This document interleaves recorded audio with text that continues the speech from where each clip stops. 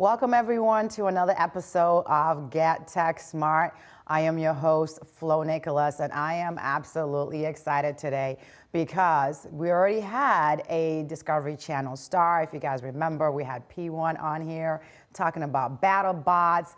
And boy, oh boy, am I lucky to be bringing you a second Discovery Channel star. Maybe I'm on my way to becoming Oprah. Well, we'll see. So, Zach, I am so happy you're here. And you're going to help me again with the pronunciation of your last name because when we met at UNH, I completely botched it. So this time... Everyone does. So, Zach Umperovitch. Umperovitch. Now, try to say that 3 times. Zach Works or the Rube Goldberg expert, whichever one you want. Yeah, and we're going to really get into detail about who you are and how you made it on Discovery Channel. So when we met, we were at the UNH Young Inventors Program, and it was essentially a lot of chain reaction projects. Sure. So how did you get into, well, first of all, how did you even get on Discovery Channel? People need to know your background. Yeah, absolutely. So with it, to actually get on Discovery Channel was around a 10-year process. I created this show roughly right out of college. And, you know, people had been coming to me about Rube Goldberg ideas, Rube Goldberg TV shows. And finally, after 10 years, somebody looked at it and said, yes, this is going to be a great show. And it was actually Channel 4 in the UK that bought the idea, transformed it from my simple idea into a full-blown TV show. And then the Discovery Channel looked at it as well and said, hey, we want to get involved. So it's a dual partnership between Channel 4 UK and the US Discovery Channel.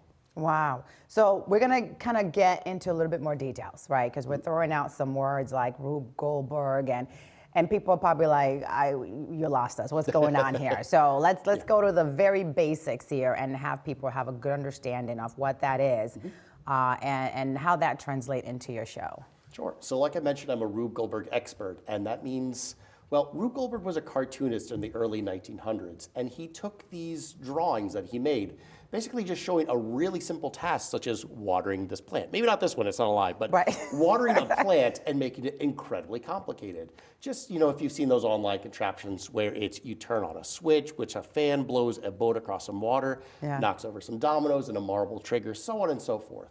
Basically, these really long, complex creations to do simple tasks. And somehow, some way, I've made a living out of doing this just on a bigger scale. As a chain reaction, essentially. Chain reactions. So, but that's not how you started. I mean, your career didn't start saying, hey, I'm going to be a chain reaction expert. I didn't even know what it was until I was 17. I actually was doing these contraptions since I was 3 years old, literally just taking parts from my hamster's cage, putting them on my staircase, having a marble go down, having a book drop through. And I was doing this for around 14 years, something like that. And then I found out at age 17 who Rube Goldberg was, what it was. But the whole time, I was studying to be a geologist. So by background, I have a geology degree, and it was, I think, literally the day that I finished my master's. I got a call from a production company to build one professionally, and man, the rest is history. The rest is history. So how did they even find you in the first place? Where were you posting your contraptions that you were able to get noticed? So during college, I was part of the Rube Goldberg competition, whereby we built these 6 foot by 6 foot cube contraptions to do these simple tasks, just, you know, with 300 steps in it. And we actually broke 2 Guinness World Records when I was in college. And from that, we were on Jimmy Kimmel, David Letterman did a piece on us, Stephen Colbert. And it was at the same time that the OK Go video had come out. So Rube Goldberg contraptions were really becoming popular in media. And the people from the OK Go saw what we did with breaking the Guinness World Record. And it's like, hey, we want you to be a part of us. And I got invited out to be a part of the Disney XD to help design it, and then as well as build for the ESPN Sports Nation machines. Yeah, and you just mentioned the Guinness World Record. How many times? So I have 2 Guinness World Records for Rube Goldberg machines, and 1 for the largest potato battery in history. So 3 in total. 3-time world record. That is great. Now let's get into more details about the show and what your role is in, and you know, in terms of like the competitions and what it entails to actually just even do one show. Yeah. Oh God. So the show itself, I think it's been one of my favorite projects I've ever done. I'm actually the engineering producer as well as the co-host, as well as the sole judge of the program. My co-host is Richard Hammond, and if you're familiar with the Great British Bake Off, Yeah. you ever seen that? Yes. Pretty much the same format where Richard Hammond acts as like the Mel character, the Mel and Sue, where he's just kind of like funny, goofing around. And I act as the Paul Hollywood, where I'm judging, I'm kind of being stern with the teams. Right. And during this program, I wear a vest. And if the teams see me around in the vest, they know I'm in judge mode. If I take that off, I'm engineer producer, and I'm there to help them because, on set, I'm the only person that knows how to build these chain reaction devices. So, and these teams do need help, and therefore, I'm not just going to be, a full, hard ass on the whole program. I'm not going to be like Paul Hollywood. And I do help these teams. I give them advice on, hey, that's a good idea. Hey, maybe kick this up a little bit. Yeah. So are the teams building the contraptions from scratch? Mm-hmm. Yeah, absolutely. Wow. So with it, we give the teams 3 different rooms that are around 5 meters or 15 feet long. And each of these days, they have to build across each of these rooms. And they're building this 45-foot-long contraption in only 3 days' time with nothing but the furniture that we give them in the room. So say like they start off in a bathroom, this might be a hallway, and they end up in a bedroom. And they have all the stuff in the room, plus their workshop, all things that I've given them to build these chain reactions. And some of the tasks might be turn on the kettle while still be on the toilet in the bathroom. Oh my goodness. It is a British TV program at heart, so like turn on the kettle, stuff like that is kind of second nature. And how much time are they normally given to create it? Is this like just like a one-day thing, or is this like 2 to 3 days contest? Yeah, so the whole program, they have 3 days in total each day for each of the rooms. Each day they're around, we tell them 10 hours, but with filming, with having to stop, with mandatory lunch break, with needing to film the machines at around 6 o'clock just to get a run through, realistically 7.5 to 8 hours they have to build what can be a 20 to 30 step contraption in that 5-foot room each day. So 3 days, around 8 hours, and the last day they have less time because they have to go back, make sure the other rooms are working. Right. And what's the age group of these students? Because that seems like a pretty hectic work schedule for 3 days. Completely ranges. So very diverse range. We have our youngest contestant was 16 years. And I think our oldest was, I believe he was 64. One group was a group of disabled pilots. Oh, wow. So all of them had a certain disability, and they were all a group of pilot friends. Others were a group of students from the University of Leeds. We had a group of famous TikTokers, so all of them have like 500,000 viewers or followers on these platforms. Right. And they were just the funniest group. They were the ones that we gave the toilet, sit on the right. toilet too. Okay, yeah. So it's just not just like students, it ranges as well. It can go into adults too. Yeah, absolutely. A wide, diverse a team of civil engineers from another university. So we really tried to diversify, just get a lot of individuals be a part of this because, I always say all it takes is a good imagination and a pile of junk. I provided the pile of junk. They had the good imagination. Yeah. And, that's part of it with me coaching is before the filming ever began, I gave them a lecture on how to use the tools, how to use it in a chain reaction setting. Right.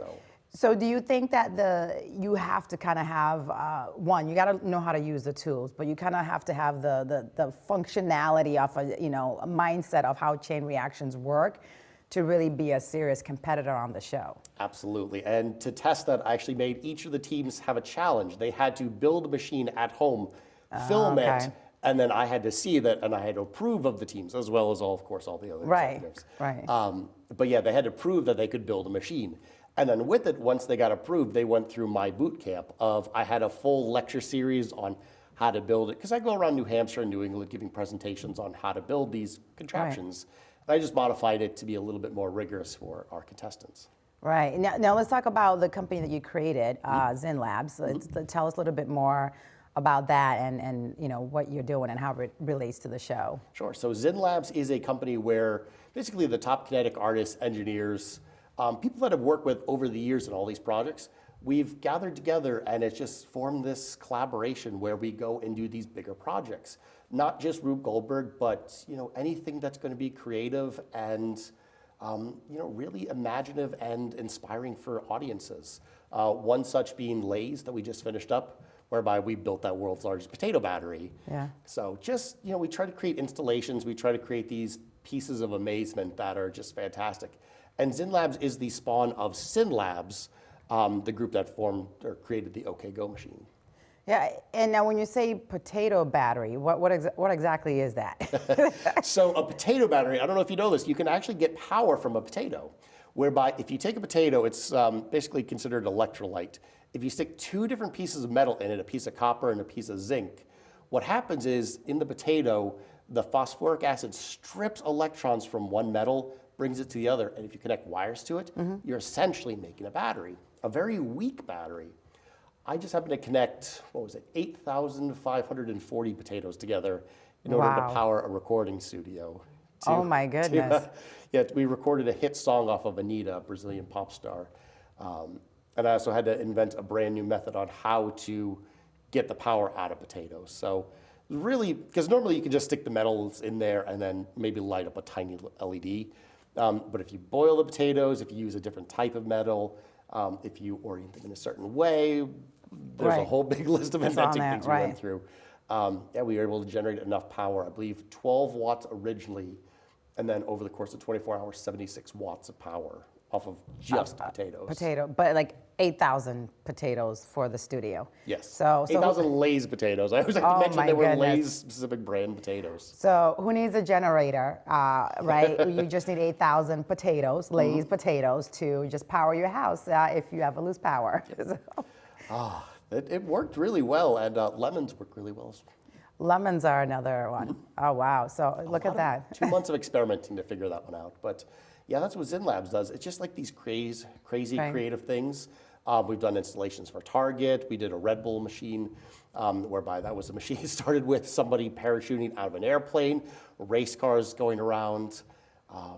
Just all sorts of like big creative projects that, while I do this professionally, Rube Goldberg machines on my YouTube channel, having the production company and having the backing of other production companies filming for us, just opens up a world of opportunity I never had before.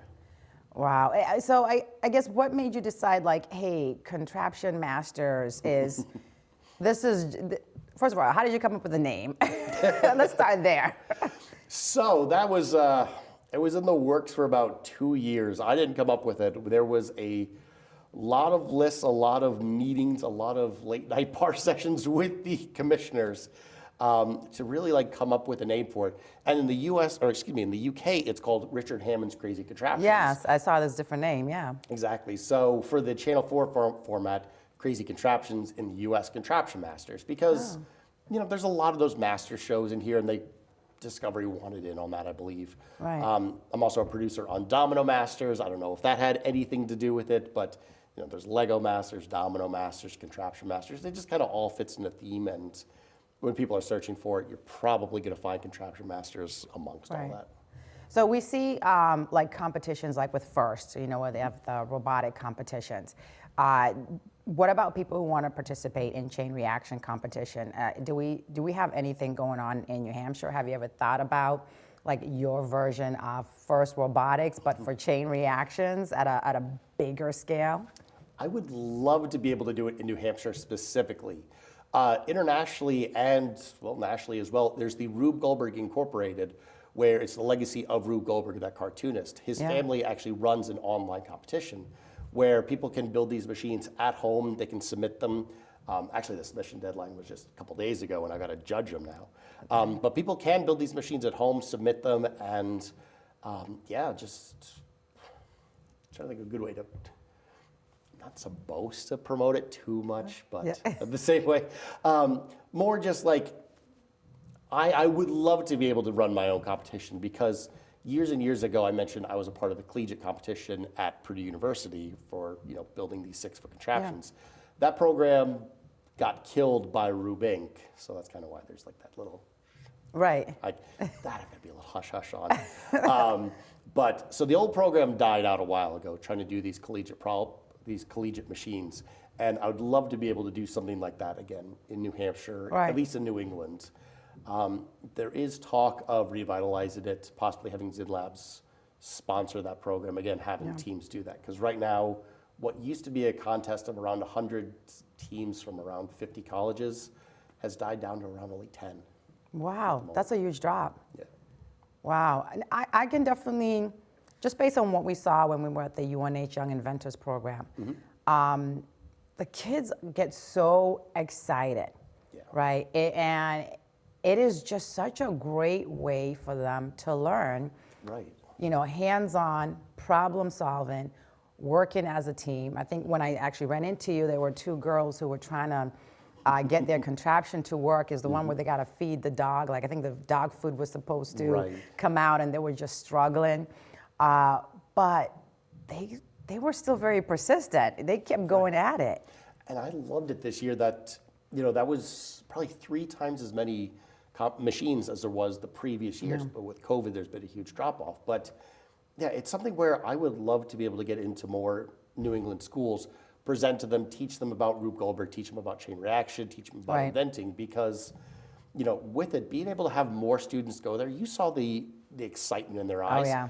You know, it's, even when they're failing, it's still something cool, something that's never been done before. And I don't know, I personally get that joy seeing these students try every year. And, you know, it reminds me of me because, again, I did this since I was 3 years old. And I just remember all the failures, all the struggles that I had over the years. And I'm watching them struggle and fail. But what I really love is watching them problem solve and go, hey, this failed right here. We need to fix it like this. And I'm not sure if you were part of that with that specific group feeding the dog, but they had that, aha, this is what's going wrong. And they did end up fixing it. And for me, that's like the yes. Yeah, so I missed that part, but I saw, you know, what I did like is the judges were kind of very involved. You guys were involved in terms of, well, what do you think? You know, did you look here? You know, maybe your incline is not high enough and you're not building enough momentum for that car to go down and hit the ball to, you know. Exactly, and that's what we wanted. Just, you know, we're not sitting there judging them or critiquing them on every last little thing. You know, if they mislabel one of the simple machines, obviously we give them a nudge of like, hey, here's that. Or, you know, we want these things to work. I personally, what I would love to see truly is I would love to see them fail once. But I want them to figure out what goes wrong, because to me, problem solving and being able to go from a failure to a success is way more enriching. You know, there's so much more to be had from that versus just being automatically successful. And I mean, that's how you learn, right? That's how you learn and grow. It's all about experimenting, you know, like you said, the problem solving. But I think the biggest thing of all is the collaboration. You know, I think we tend to forget just how important that you got to take those simple skills about working with a team member, how that translates into the real world when you're working in the office. You know, no matter what job it is, you know, when you're working with team members, you got to have that communication. Bouncing ideas off of one another, because, you know, I don't have all the answers. That's why I have Zyynlabs. I can bounce off my ideas with other people. For these students, watching them like, oh, hey, this went wrong. Like, oh, I have an idea on this. And, you know, like they replace their little dominoes with an actual big book or something better. It just, not everybody has all the answers to everything. And that's one of the brilliant things of this collaboration. And Rube Goldberg especially, you know, it's not just 2 or 3, but you're working with sometimes a team of 12. I think my biggest team was 20 members. Wow. You know, and 20 people coming together for one of our Guinness World Records, in fact. Coming together, working in a 6-foot cube and getting that thing to successfully work after 9 months. Yeah, that was a great learning experience for me, and that's something that I want for all kids. Yeah, one of the things, so I had a show with actually one of the schools, World Academy, that won several awards, and one of the things they have is like e-learning at their school, not e-learning, esports. And one of the things I found out was like esports is like, actually they make quite a bit of money off their competitions. I think one year was like, you know, the bout was about like 2 million. So I'm wondering with the chain reaction projects, you know, how, you know, is there a lot of money in these competitions? You know, like your competitors on the show, what are they walking away with? Is it a trophy or are they getting some cash? So with my program, that's kind of one of the incentives was there wasn't a cash prize. Why we chose that was because we wanted people who, at least for the first seasons, you know, people that actually wanted to be there, to just build and have that experience. Literally the only prize is a trophy that I made. It's a chessboard Yeah. with a candelabra on it, and it's got all these mouse traps. And when Richard Hammond pulls the final thing, all the mouse traps activate, it fires this confetti out of it. One of the thing, yeah. So it's a homemade trophy by me, and that's all they won. Not all they won, I should say. The winners from our first season, I can't say who, watch the program. But they're actually a part of Zen Labs team now, and so I nice. collaborate with them quite frequently because they have brilliant ideas, and that's kind of like the unofficial prize is that I still work with them. But even non-winners of the show, because they had such phenomenal ideas, I will still work with them. I still talk to them. One group I've been on their podcast a number of times, and Right. And they're on TV, right? It's like you're getting essentially international fame. Everybody Right. who watches the show will recognize them. Now, what type of careers do you see for someone who has that ability like you do, right? You kind of took a different career path. You went from getting your master's in geology, and now you're doing this. But I mean, is this something like who's like, hey, I want to be an engineer, or hey, I want to be a math teacher, or is there some lawyer out there like myself who's just like, hey, I'm really great at just building chain reactions? It's a great question because the way I put it is the best person I've ever worked with was a religious studies major. Oh, wow. Again, anybody with a good imagination and a pile of junk. That's Right. all you need. I've had engineers show up and they might design something amazing, but they can't use a hammer. They legitimately couldn't hammer it together. Whereas again, the religious studies major, he could design something, draw it up, and build it within 30 minutes. I've had a whole range of people. Again, myself, I'm a geologist. People from the show are pilots, TikTok stars who, that just liberal arts degrees, anything from that. We do have engineers. One of my good friends is a mechanical engineer, so there is that engineering. But any background, anybody is able to do this. Just again, if you have that pile of junk and a good imagination, this whole world's open to you. Right, and do you see yourself, I know you mentioned you wanted to try to see if you can get into like more schools. Do you see it where, is that the future? Do you envision the future where you are traveling into some of this classroom, whether it's like the physics class or math class, or maybe it's just you're the keynote speaker coming in. Is that one of the things that you see on the table right now to just get more New Hampshire students involved? Absolutely. That's something that I'm working with Tina White of the Young Inventors program. Oh, great. Actually getting into more schools, reaching out to Boys and Girls Clubs, Boy Scouts, the PTA groups, stuff like that, and just all the ways that can get me into the schools and just talking to more individuals to get more people to come to the Invention Convention. So, that's a big thing that I'm trying to push for 2024. As well as all the other projects. Especially this year after Invention Convention, doing the keynote, just, the amount of people that came up and just like, we were so inspired. You saw. Yeah.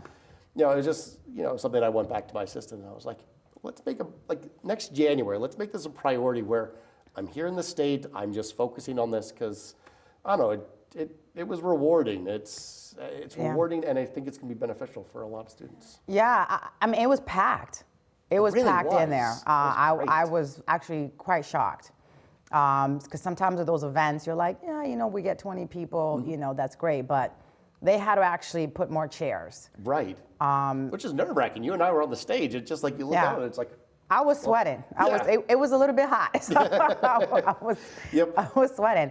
But I think that excitement, like you said, people coming up, and I felt like a celebrity for a quick moment because people wanted to take a picture with me. Right. Same. I don't believe that I am, but. Oh, no, you definitely are. So we're very lucky to have you here. But no, and that's one of the things I heard from the teachers, not the teachers, but the parents, especially the parents of girls, is that they were just really happy, to be there, and just so excited to continue to, kind of build and nurture that interest from their girls to continue with this. Because sometimes, when you look at STEM, there's still a lack of girls. Right. And I was so happy and excited to see that there were quite a bit of my little young girls there participating. We need more women in engineering. Yes. Women in all the STEM activities for sure, because, and that was definitely something in our program as well. We wanted to make sure that it wasn't typical like middle-aged white guys across the board. Right. I mentioned the civil engineering students, that was a team of all females. There was a lot of teams that had, women involved with it. So Contraption Masters isn't just, that stereotypical middle-aged white guys as the way that the commissioners put it, just like we don't want that. And truly, no, the amount of people that applied for the show, it was such a diverse range all across the board. And it surprised everybody with, just how many different walks of life wanted to be a part of the show. Yeah. And I'm sure with the popularity is growing as you do more seasons with the show. Exactly. That's the hope anyway, because I would love to be able to keep going with it, and I don't know, just having more fun with it, venturing out, because right now we have the design of, 3 rooms, but one day being able to do a show or specials where, we just have this big open space and build whatever you want. One talk is a special where we try to break the current Guinness World Record for the largest machine.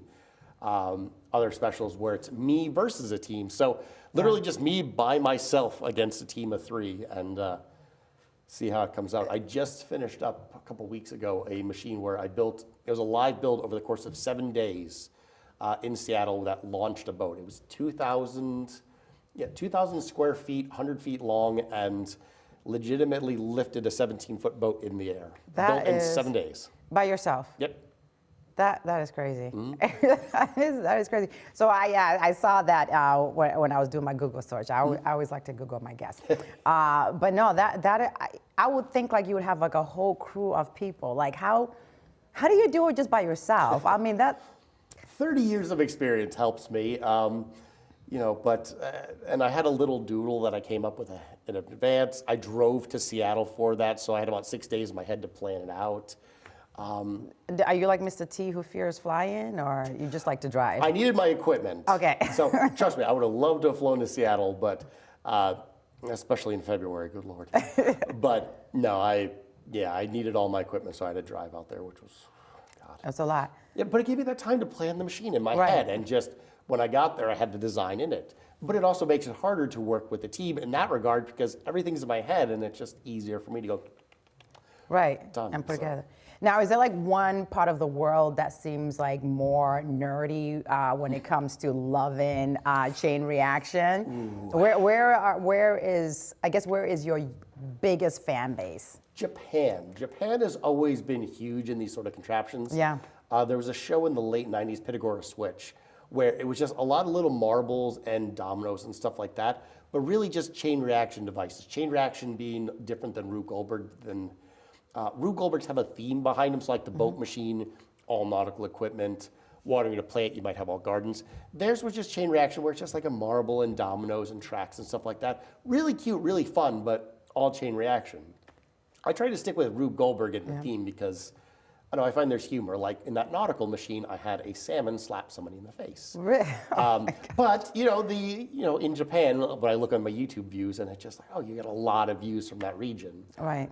South Korea has I have a lot of viewership from there, and England, the UK. Yeah.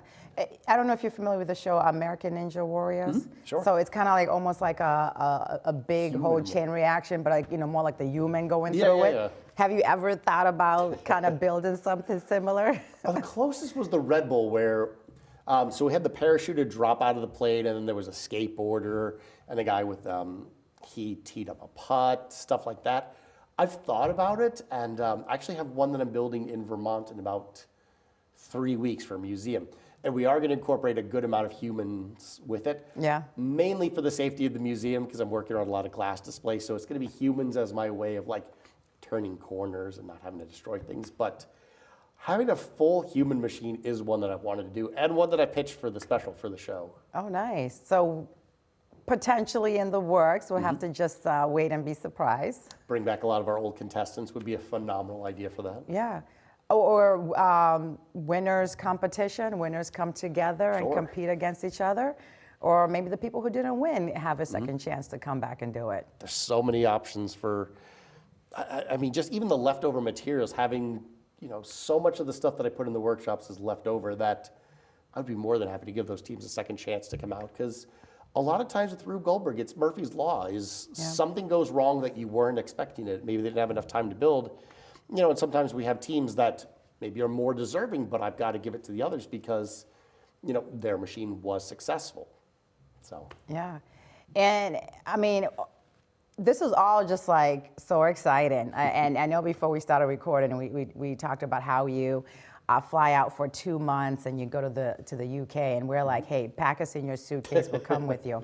Now, when do you go, and when does the show get recorded, and then when is it released? So last time that we filmed was in the fall. That was roughly October. Now the whole process actually gets started around June, May, something to that effect. And that's with casting the teams and having the teams go through my boot camp and come up with ideas, pitch it. So really from about June through December was the whole program runtime. This year, TBD, it's kind of on, Richard Hammond's doing the grand tour at the moment. So a lot of it has to do with his schedule versus mine. I think we're pretty well stuck with the fall though. Yeah, that's not bad. And what's your favorite food when you go to the UK? Fish and chips. Fish and chips. Now you can never hear it. I know it sounds like I've got my allergies kicking in right now, so my voice sounds weird. But I actually grew up in the UK. Really? You could never tell via my accent, but even when I was a young lad, fish and chips was the thing. Yeah. So the fish and chips is good. Do you get any chance to hop on a train and go to Paris? I haven't gotten that far. Okay. They give me a rental car, which is always fun, relearning how to drive on the opposite side of the road. But I did drive out to Wales. I went up to Mount Snowdon. I did drag racing on a beach out there, which was in homage of, Richard Hammond. For the most part, though, me and Hammond, we took a holiday up to the Lake District, and we went hiking all throughout his favorite region in Buttermere. Oh, so, that's great. If I get a chance, if we get a long enough time, I think the problem is that, for me with the show, because I do so much, I'm on set roughly 6, if not 7 days a week. Oh my goodness, for those 2 months. Yeah.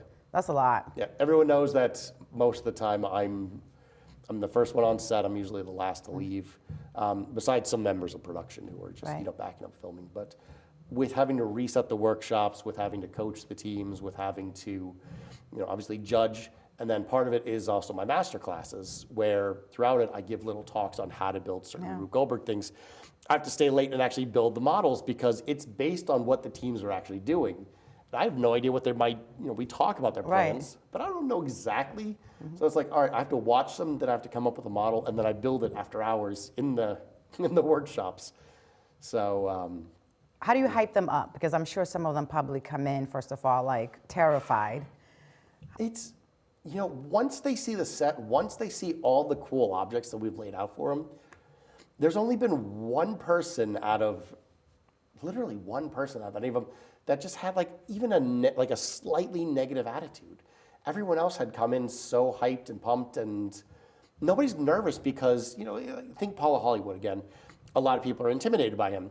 I've been talking with these teams for 3 months prior, so they already know me. Yeah, it's just we've had this relation. I talk with them weekly, and no one's scared coming in. No one's intimidated by me as the judge. So, I think that's been really helpful. Yeah. So, what do you think the future of STEM and essentially tech in New Hampshire? Because I mean, I'm really excited by what I see when I go to the STEM events and. When we met at the Saturday event at the Young Inventions program, I had actually done another program where it was high school students. What do you see as the future for New Hampshire? How can we continue to push STEM and also put a spotlight on the tech and the STEM industry right here in our state? That's a great question. I think encouraging the events that you and I have been going to, I think allowing more students to participate in them at a younger level is going to encourage them to want to continue doing it. So like the Young Inventors program, they're starting at 3rd grade. Yeah. And a lot of students want to continue on. And right now it only goes up to 4th, maybe 5th grade. So again, if you mentioned the high school event. New Hampshire Science and Engineering Expo. Oh, fantastic. I didn't even know that was a thing. Yeah. So already I was going to say, it's just, increasing the availability, allowing more events to happen. Later on is going to be fantastic, and especially starting these kids early is just going to have them push. If it's their voices saying we want to do this, people are going to hear it and listen, and for myself, knowing that there's kids that want to do it was going to help me push, like you mentioned, getting a Rube contest started here in New Hampshire. So start them young and just keep these events going. And how do they start? They just grab some trash, imagination, and go. Exactly. If anything else, like if I can't get into schools, just like, even if I'm able to create like a little video clip, 15 minutes, something like that, just shows them like, I can just go into my pantry. Actually, in fact, the book that I have coming out in October does just that. It's 24 contraptions where it's literally just junk laying around your house that you could put together and create a machine. So, not that I want my book to go out to everyone, but I do. Right. But, if there's a way that, just to show these kids that it just doesn't take anything more than, I keep saying, that pile of junk, then, it's going to give them that spark of creativity that just keeps on going. Because that's what it did for me. Right. Just my parents letting me play around with all our stuff in the kitchen and all around and just letting me be creative. And here I am today. And of course, as parents, sometimes we get a little nervous when they are playing in the kitchen, right? A little bit. Right. So what is something that we haven't talked about that you want people to know about you before we close the show? Ooh. So definitely YouTube. YouTube is kind of like my big medium at the moment where I'm trying to reach more people. Where it's just Zach's Contraptions on YouTube. And that's where, people can watch all of the videos that we mentioned. They can watch everything that we do with Zyynlabs. It's got the behind the scenes. I do walkthroughs. And again, if we're trying to reach more people, try to teach people about this, that's kind of what I'm trying to aim for, is give a little bit more background behind chain reactions, behind inventions. Right. Give people, another resource online from an expert to see and, figure out how to do these things themselves. Yeah, this has been fantastic. I could just talk to you all day, but then I think they have to go for lunch. But no, I mean, this is just fascinating, and I'm just so fortunate to have met you. And how I actually got to MC that day was somebody canceled. Oh, really? So they did me a favor. Thank you, whoever you were, because it gave me an opportunity. Perfect. So yeah, no, and this is the stuff that I love to do. Why I created this show is to put a spotlight on these amazing events that are happening that most people don't even know are happening, like right here in our state, let alone that we have a celebrity besides Adam Sandler, who lives right here in our state as well. You told me about that high school. I'm going to talk to you more about that after we wrap, because I'm curious, because I just learned that here now. So yes. I'll definitely will tell you about that, and probably also tell you about another event that's coming up called Wicked STEM New England. Oh, cool. So yeah, we'll talk about that. So I'm going to wrap up the show so Zach and I can have our chat about all the fun things happening. So Zach, thank you so much again for the opportunity. I really appreciate you. And everyone at home, if I can talk, I'm so excited. Thank you so much for watching another episode of Get Tech Smart, and stay tuned for more.